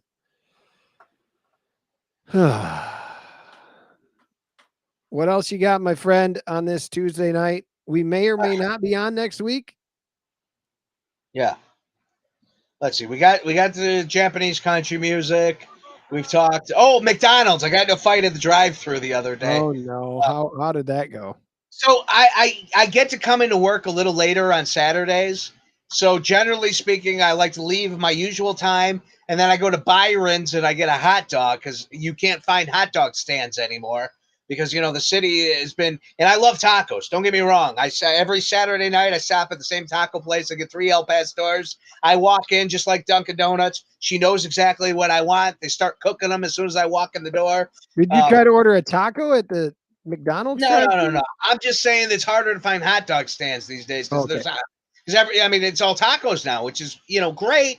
But I miss There's being a able to lot get of an great Italian. tacos in this. There's really good tacos in the town. You're right, but you miss your hot dog joint. I miss my Italian pizza and hot dogs. So I've been going to this Was Byron's, this after work? huh? You went to this was a McDonald's after work? This is before work. This is before Saturday night when I generally just want to mellow. So I stop at Byron's because they got the Green River on tap, and I like a good Green River with the hot dog. But then I realized their hot dog logo was like the Obama presidency logo. And I started thinking, like, when it comes to businesses, I don't want to know their politics. I don't give a shit. I don't want to walk in and see a big Trump poster. I don't want to walk in and see Joe Biden. I don't want anything to do with your politics when I'm buying my meats. Okay. I'm Cardboard agnostic, cutout of Lori there as you're and none of walking that in. shit. I'm agnostic to politics with business. So I Yeah. walk in and I'm going to this Byron's and I realize that the logo is the same. Their hot dog thing is the Obama presidency logo. And then I finally ate inside because last time it was so nice I ate outside. And I go inside and there's just, they're at the White House. I mean, they're very involved with the politics. So He's I from Chicago. was going to go there anyways, but Chicago. hesitant. I'm thinking about finding another hot dog stand that's politically agnostic, and because there's You go to plenty. Mar-a-Lago, you're gonna have Trump stuff like he's from Chicago. I hope not. I'm not eating at those places, so I end up leaving a little late. So I'm going through the drive-through, and I stop. You always stop at a different Dunkin' Donuts where they have the drive-through because it's on the road. It's on Lawrence where Byron's is. So I go there and there's line out there's the parking lot, the line out the door in cars. No one's inside. So I park the car, I run inside, and they still make me wait a minute. I huff and puff. I get my coffee, get in my car. Now I only have 10 minutes to get to work. So I'm like, okay, all I have time to do is 10 minutes according to Waze, a free time of a buffer. So I'm like, I have to go to McDonald's. It's the only thing on the way. I get in the drive-through. It's a little busy, but I know I'm going to get out of there in 10 minutes. I place my order. I'm next in line. The guy starts arguing with the lady in the window. And next thing you know, I see him turn his car off. So now I'm like, what the hell is going on? I see them going. Now we're like 8 minutes into the deal. I start laying on the horn, Well, he wants to save gas while he's having this argument, hey? There's some kind of protest going on here. I start laying on the horn. I realize I'm not helping the situation. I'm probably just annoying the people working. This guy is not moving. So I get out of I pull out of line and I block him. I get in front of him. I get out of my car. I get up to the window. I lean in the window and I'm like, look, I know you have some situation going on with this guy right here. I know he's being an asshole and he's being a child. And instead of just going inside and discussing the situation with you, he's making everyone behind him wait. So if you please just hand me my food, I'll be on my way. And the guy turns to me and goes, this isn't about you. I go, no, the second you turn your car off and you're making everybody in this long line wait, it became about me. I go, are you always this selfish in life? I go, is this the way you treat others and humanity? All you needed to do was pull around, park your car, go inside, and deal with the situation. Write a mean Yelp about it if you got a problem with them, but don't make other people wait. And he's like, well, that's right. I'm with you. It's their fault, not mine. And I'm like, well, you know something? You're making it my problem, and I don't appreciate this. So I'm like, can I just please get my stuff? So the people are like, who are you? I'm like, yeah, I'm the guy who was behind him. Here's my order. They hand it to me. They come back and they hand him a refund of something. And they're like, sir, you can leave now. And the guy goes, I can't leave. This guy is blocking me.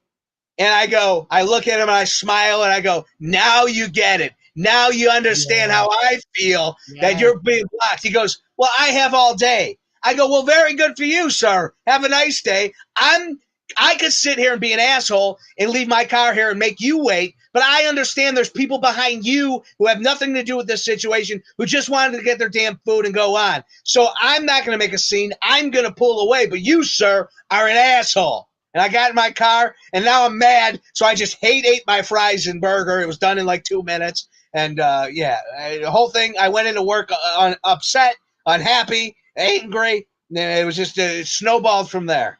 I think you should have been you should add a sense of comfort in that, knowing that you were correct and he was hurting everybody else. And now Hawker's calling me a Karen.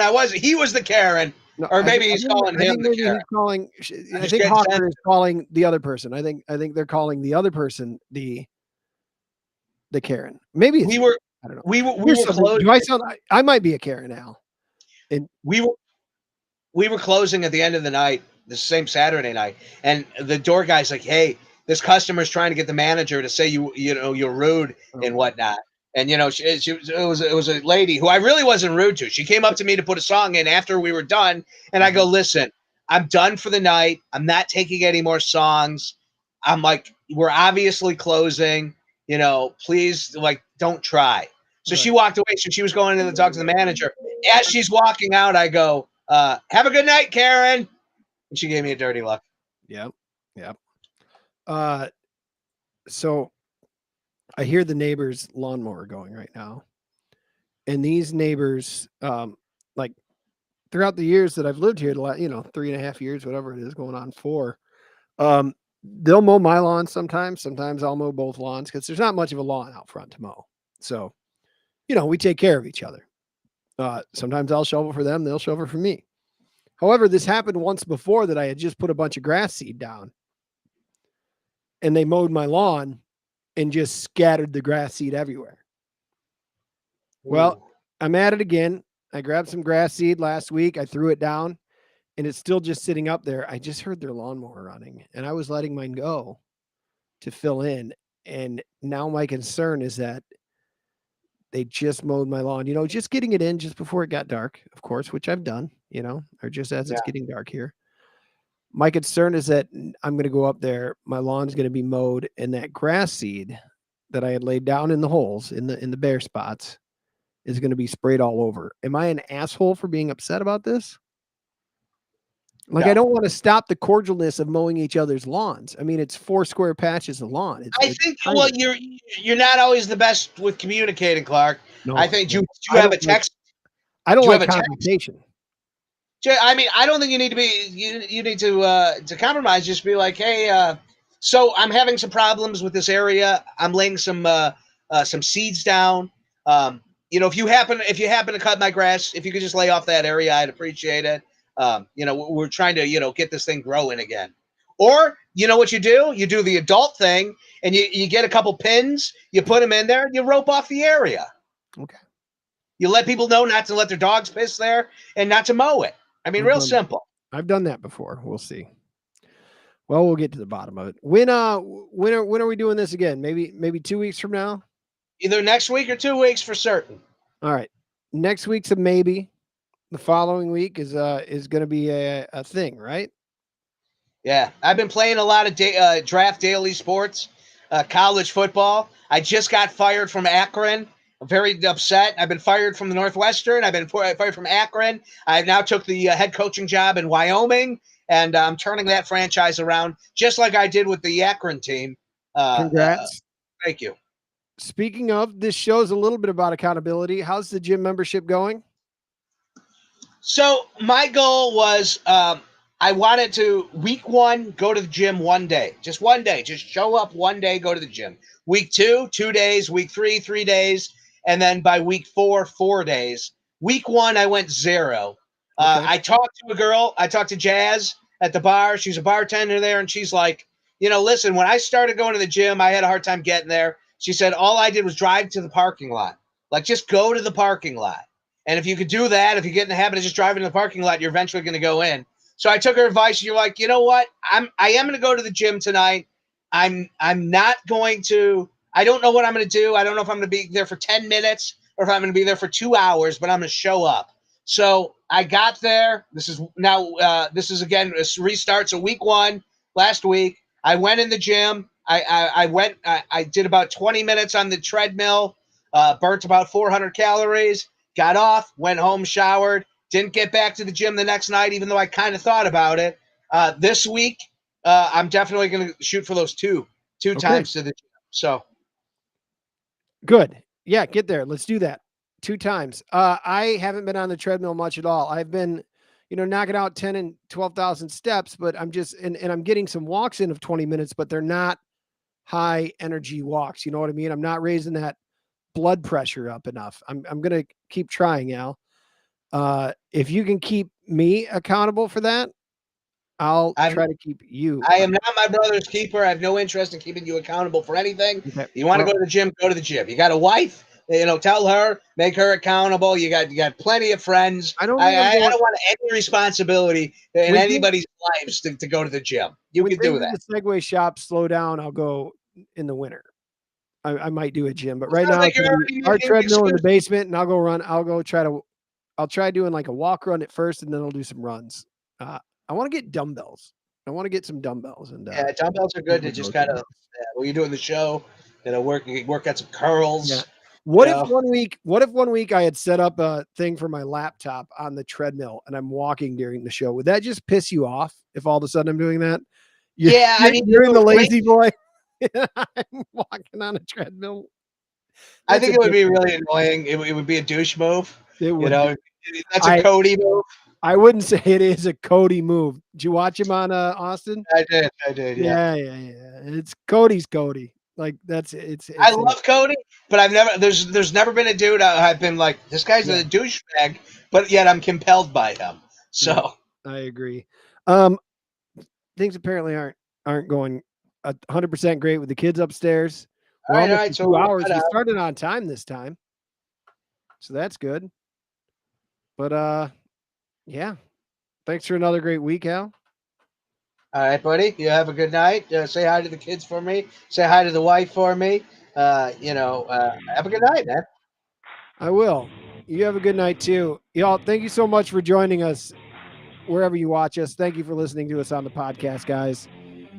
We appreciate it. Keep interacting with us. Maybe we'll do a better draft next week. I think our draft, I feel like you might be the winner though. Yeah, 100%. We still should let's put it on Twitter to make sure of it. All right. Good night.